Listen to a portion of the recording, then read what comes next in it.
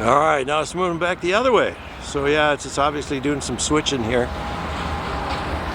in the BNSF auto rack here area on the other side of Warner Road.